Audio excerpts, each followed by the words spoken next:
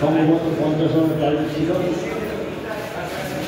সেটা এখনো অব্দি 40 জন রক্ত নেওয়া হয়ে গেছে।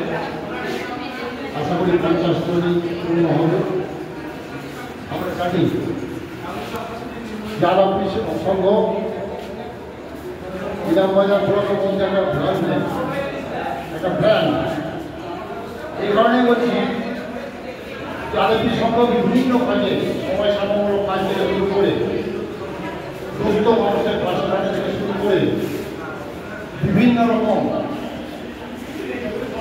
খেলাধুলা থেকে শুরু করে বিভিন্ন কাজে সবসময় একটু লিপ্ত থাকে এবং এই ক্লাবের যারা সদস্য তাদেরকে দেখছি তারা সবসময় কিন্তু সব কাজে তারা ঝাঁপিয়ে পড়ে। অতএব আমরা জানি যে আরবি সংঘ যেভাবে নিজের থেকে কাউকে না নিয়ে নিজেদের উদ্যোগে স্বাবলম্বী হওয়ার চেষ্টা করছে, তাতে সত্যি আমরা আনন্দিত।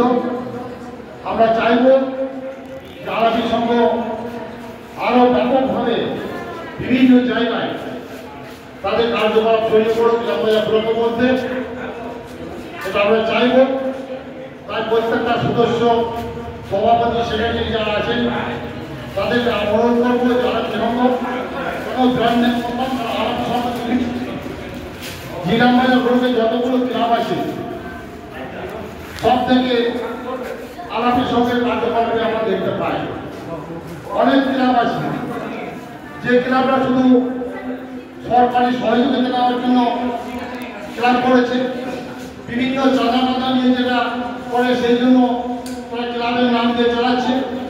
কিন্তু আরবি সংঘে দেখেছি যারা সদস্য আছে তারা নিজের পকেট থেকে অনেক সময় তারা চাঁদা দিয়ে বিভিন্ন সময় সমামূলক কাজে ক্লাবে লিপ্ত থাকে এবং করে আসছে।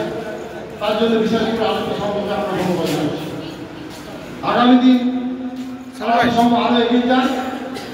প্রয়োজনে আমরা যতটুকু পারব আমাদের দলের তরফ থেকে তাদের পাশে রাখার চেষ্টা করব। এইটুকু বলে সকলকে ধন্যবাদ। ধন্যবাদ।